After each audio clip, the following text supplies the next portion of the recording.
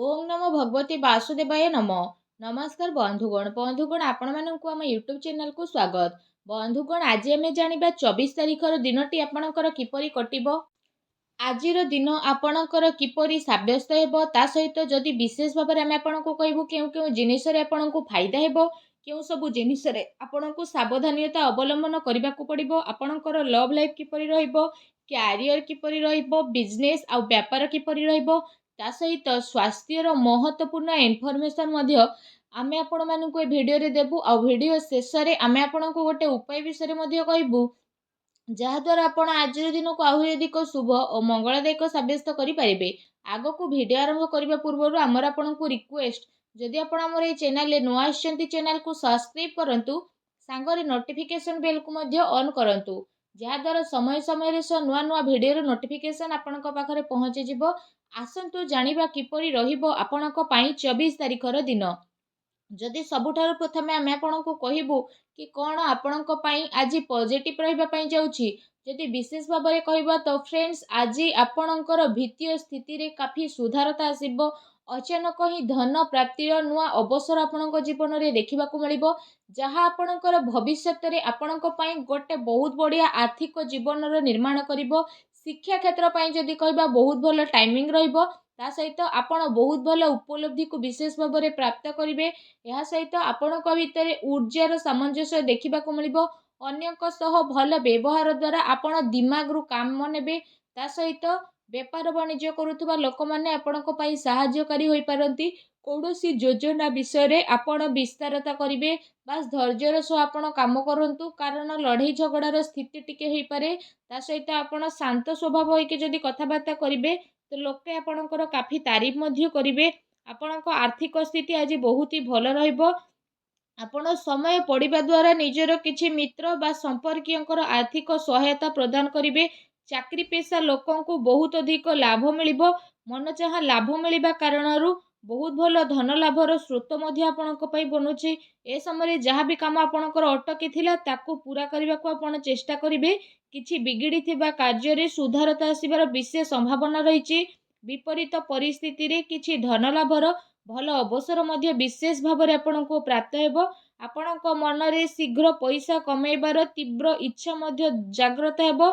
से सबू को आपण नेकी विशेष भाव में आग को बढ़िबे और सेथि पई आपणकु आग को बढ़िबा पई मध्य मौका मिलिबो। शांति रे आपण आग को बढ़िबे आ सफलता तो आपणकु निहाती मिलिबो। विशेष भाव में जदि कहबा धैर्यर सह आपण परिस्थिति को सामना करिवे तो भल परिणाम प्राप्त हेबो। काम कार्यर गतिविधि रे आजिर दिन आपणक पई बहुत ही भल दिन रहिबा पई जाउछि जोथि पई आपणक मन बहुत ही प्रसन्न रहिबो। आसंतु जानिबा आज आपणक पई कोन नेगेटिव रहिबो। जदि कहबा आपणक आपणकर भाई भौणीकर पूरा सपोर्ट मिलिबो। समाज रे आपणकर एवं आपणक परिवारर मान सम्मान बढ़िबो। ता सहित परिवार जरूरत को ध्यान रे रखिकी आपको कार्य करने को पड़ो जहाँ केते थर आपणक नियंत्रण रे बढ़ी जिवो। ता सहित आपण परिशान मध्य रहिबे। एहा सहित जदि कहबा कौनसी खास सौदा बा बड़ फैसला नेबा ठारू दूरी रुहंतु कारण कौनसी फैसला नेबे आउ डिसीजन न मिलिबारु आपणको प्रोब्लेम आसी पारे। दिन सारा केते ना केते रुकावटर स्थिति आपणको आसीबो। जोश रे आसिकी काहाको भी कौनसी बिना मांगी परामर्श दियंतु नहीं। कठिन परिश्रम द्वारा सबु कार्य आपणकर पूर्ण हेबो। ता सहित आवश्यक खर्च करबा ठारो आर्थिक स्थिति आपणकर महत्वपूर्ण होई पारे। लेन देन रे सावधान रहंतु। पारिवारिक माहौल बहुत भल रहइबो किंतु फ्रेंड्स को सह मनांतर मतांतर होई पारे। संवेदनशील मामला रे भाभी चिंती के आगो को बढ़िबार आवश्यकता रही। संसाधन उपरे खर्च हेबारु मानसिक अशांति तथा चिंतापूर्ण स्थिति आसी पारे। आपणकर विश्वास अभाव करा जाइथिबा काम रे रुकावट तथा बाधा आपणकर उत्पन्न हेबो। व्यवसायिक दृष्टि जदि कहबा समय आपणक पई सामान्यदायक रहिबो। कौनसी नुआ कार्य योजना को विस्तारता देबा आपणक प्रोब्लेम रो कारण मध्य बनी पारे। कौनसी चिंता बा मतभेद आपणको चिड़चिड़ा मध्य विशेष भाव में बनई परिबो। आपण आपणक परिचितक उपरे निजर डिसीजन को थोइबा पई चेष्टा करिवे।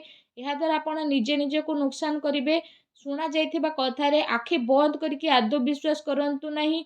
सच्चाई को जानिबा पई आपण चेष्टा करंतु। बाणी उपरे नियंत्रण रखंतु अन्यथा कଳି झगड़ा हेबार विशेष संभावना रही। तेणु सावधान रहंतु।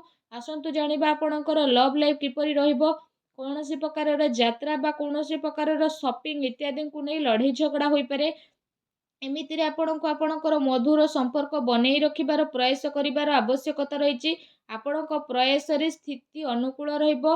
ଆପଣ ଆପଣଙ୍କର ସମ୍ପର୍କକୁ ନୂଆ ରଚନାତ୍ମକତା ଦେବେ ଓ ତାକୁ ମଜବୁତ ମଧ୍ୟ ବନେଇବେ।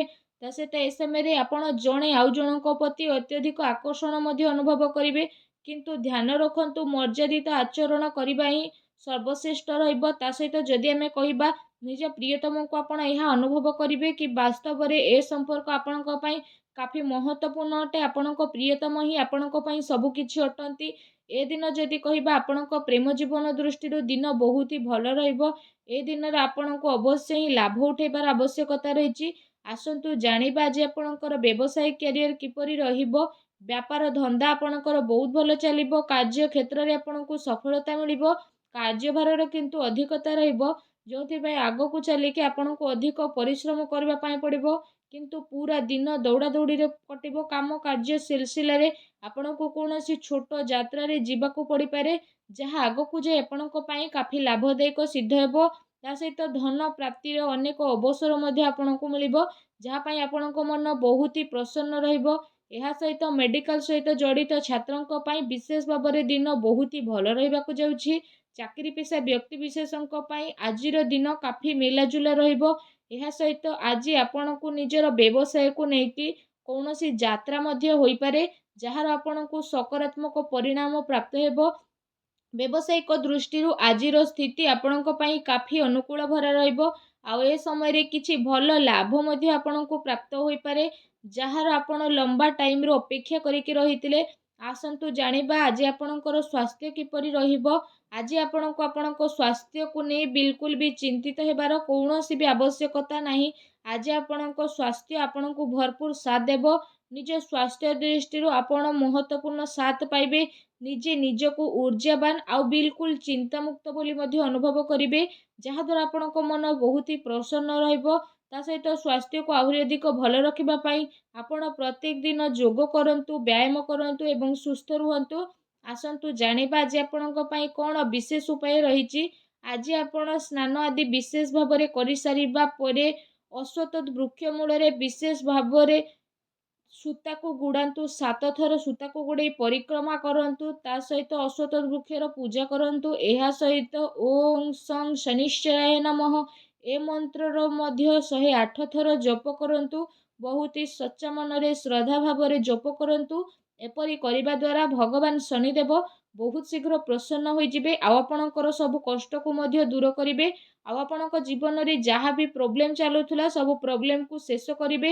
ଆଉ ଶୀଘ୍ର ହିଁ ଆପଣଙ୍କୁ ଶୁଭ ଫଳ ପ୍ରାପ୍ତ ହେବ ଏବଂ ଆପଣଙ୍କର ସବୁ କଷ୍ଟ ଭଗବାନ ଶନିଦେବଙ୍କ ଆଶୀର୍ବାଦରୁ ବହୁତ ହି ଶୀଘ୍ର ବନିଯିବ। ଭଗବାନ ଶନିଦେବଙ୍କର ଆଶୀର୍ବାଦ ଆପଣଙ୍କୁ ପ୍ରାପ୍ତ ହେଉ। ସଚ୍ଚା ଦିଲରେ କମେଣ୍ଟ ବକ୍ସରେ ଜୟ ଶନିଦେବ ବୋଲି ଅବଶ୍ୟ ଲେଖନ୍ତୁ। ଆଉ ଭିଡ଼ିଓକୁ ଲାଇକ୍ କରିବା ପାଇଁ ଆଦୌ ବି ଭୁଲନ୍ତୁ ନାହିଁ। ଧନ୍ୟବାଦ।